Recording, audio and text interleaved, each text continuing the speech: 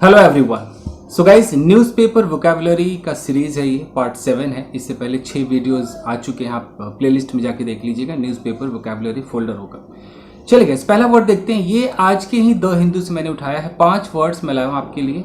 आप इसका इस्तेमाल अपने स्पोकन इंग्लिश में भी कर सकते हो, रिटन में ज़्यादातर तो रिटन में कर सकते हैं, क्योंकि न्यूज़पेपर के वर्ड्स हैं तो ज़्यादा लोग स्पोकन में तो यूज़ नहीं करते क्योंकि बड़े हार्ड वर्ड्स होते हैं। चलिए देखते हैं गाइस, लेकिन इसे कर सकते हैं। जैसे क्लैंप डाउन लिखा हुआ है, clamp down.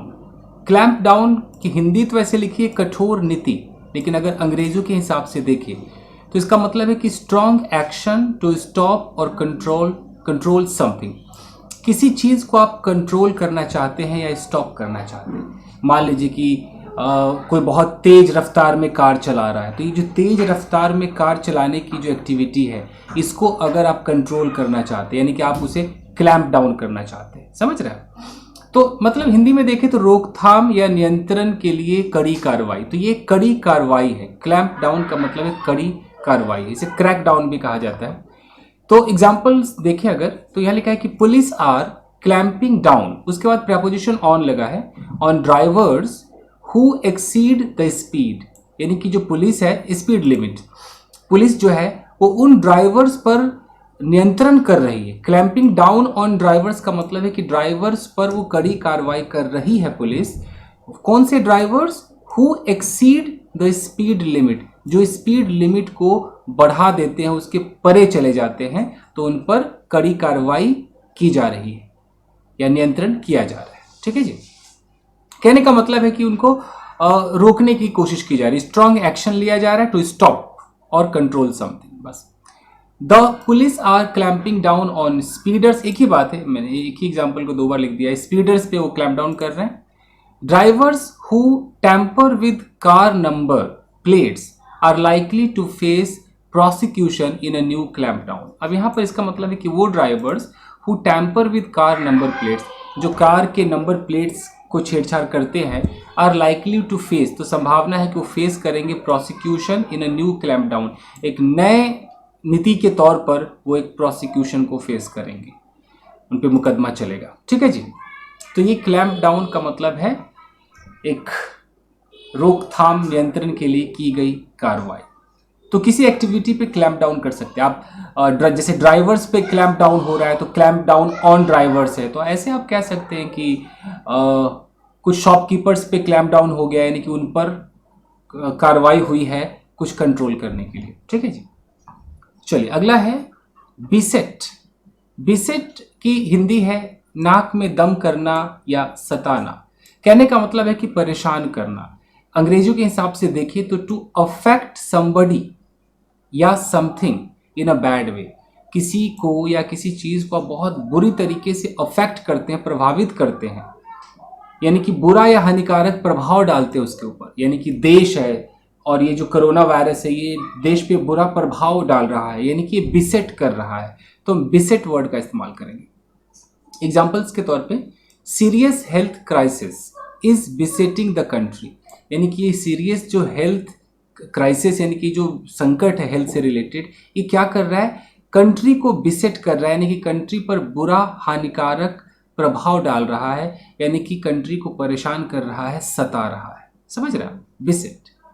N invading army will beset a castle, यानी कि एक आक्रमण करने वाली जो आर्मी है वो कैसल को, एक महल को वो बिसेट कर देगी, यानी कि बुरा प्रभाव डालेगी, उसे परेशान कर देगी, उसे मतलब हानिकारक प्रभाव उस पर डालेगी। समझ रहे? Did they solve any social problem, क्या उन्होंने किसी सोशल प्रॉब्लम को सॉल्व किया? फिर यहाँ है बिसेटिंग इक्वालिटी, तो यहाँ पर बिसेटिंग प्रेजेंट पार्टिसिपल है, कह रहा है कि वो प्रॉब्लम जो कि इक्वालिटी यानी कि जो एकता होती, इक्वालिटी क्या बोलते हैं? बराबरी, जो इक्वालिटी उसको बिसेट कर रही है, यानी कि उसको परेशान कर रही है। And brotherhood of a human being, यानी कि ह्यूमन बीइंग का जो भाईचारा है, जो इक्वालिटी, उसको बिसेट कर रही है ये जो सोशल प्रॉब्लम है। तो क्या उन्होंने इस प्रॉब्लम को सॉल्व किया? तो बिसेट का मतलब समझ ही रहे कि बुरा प्रभाव डालना, यानी कि उसको परेशान करना, नाक में दम कर देना, वॉट लगा देना, क्यों कह रहे? The economic realities besetting the inner city, realities है। इकोनॉमिक रियलिटी यानी कि इकोनॉमिक्स से रिलेटेड जो रियलिटीज है, जो सच्चाई है, वो इनर सिटी यानी कि शहर को अंदर से क्या कर रहा है, बिसेट कर रहा है, बर्बाद कर रहा है, परेशान कर रहा है। It's one of the most difficult problems besetting our modern way of life, यानी कि हमारा जो ये नवीन वे ऑफ लाइफ है, जीने का जो तरीका है, उसको ये जो प्रॉब्लम है, it's one of the most difficult problems. ये बहुत सारे जो डिफिकल्ट प्रॉब्लम्स है उसमें से ये एक प्रॉब्लम है जो कि बिसेट कर रहा है मॉडर्न वे ऑफ लाइफ को। बिसेट मतलब परेशान कर रहा है। तो कहने का मतलब ये है कि न्यूज़पेपर्स में जो वर्ड्स आते हैं वो इतने आसान नहीं होते हैं, मुश्किल होते हैं।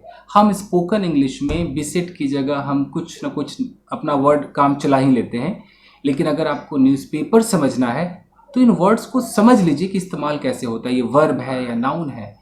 रोज सुन भी लेंगे तो कभी ना कभी अगर बिसेट टकराएगा ना तो आपको पता चल जाएगा, अच्छा बिसेट मतलब ये है, तो कम से कम आप समझ जाएंगे, बेशक आप स्पोकन में यूज करें या ना करें। ठीक है जी, तो बिसेट हमारा हो गया।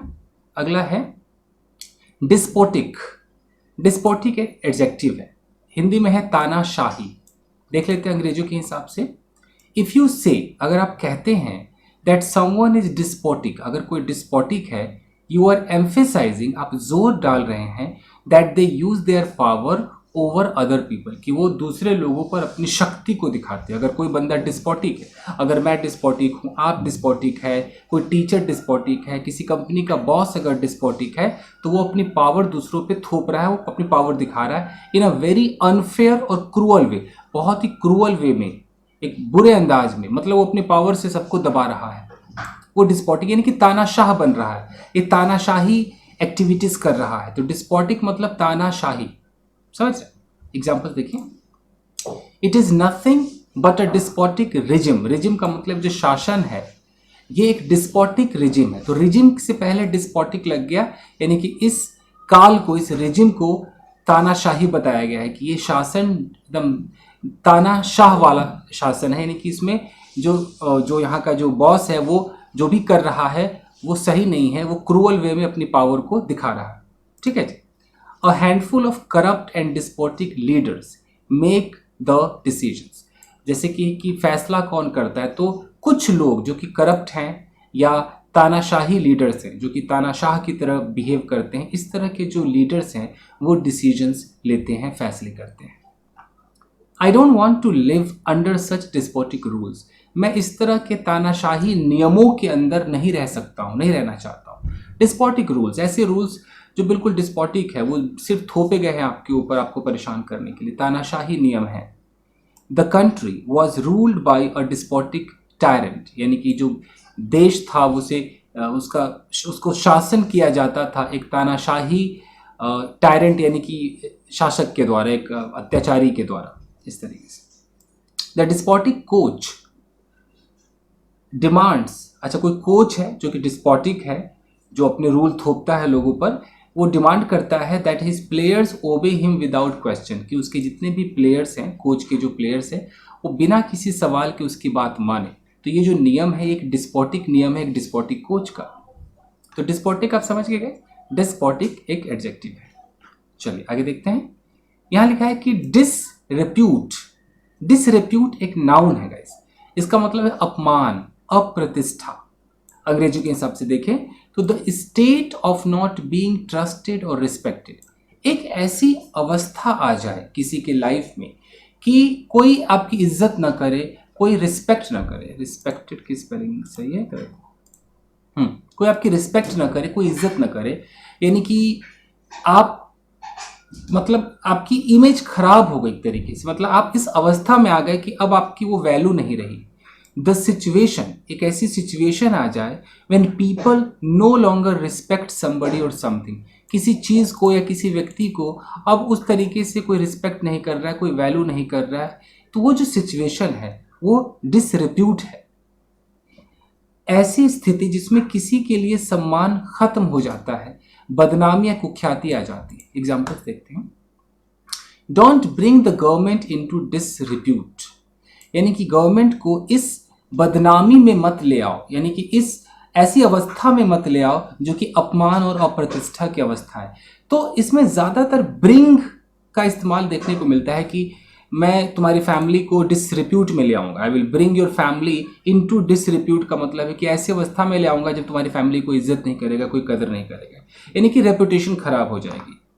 सच unfair decisions bring the legal system into disrepute, यानी कि इस तरह के जो अनफेयर जो फैसले हैं, जो अच्छे फैसले नहीं हैं, ये ले आते हैं लीगल सिस्टम को डिसरिप्यूट में, यानी कि एक लीगल सिस्टम है अगर वो डिसरिप्यूट में आ गया, यानी कि ऐसी अवस्था में आ गया जब उसकी कोई वैल्यू नहीं करेगा, उसको उस तरीके से लोग रिस्पेक्ट नहीं देंगे, तो ब्रिंग का यहाँ पर इस्तेमाल काफ़ी होता है।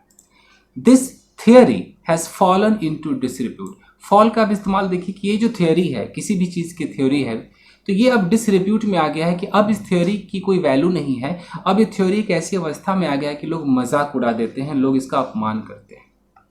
तो कोई भी चीज़ हो या कोई व्यक्ति हो, किसी की इमेज हो, किसी का पोस्ट हो, वो अगर डिसरिप्यूट में आ जाता है यानी कि उसकी अब उस तरीके से वैल्यू नहीं होगी।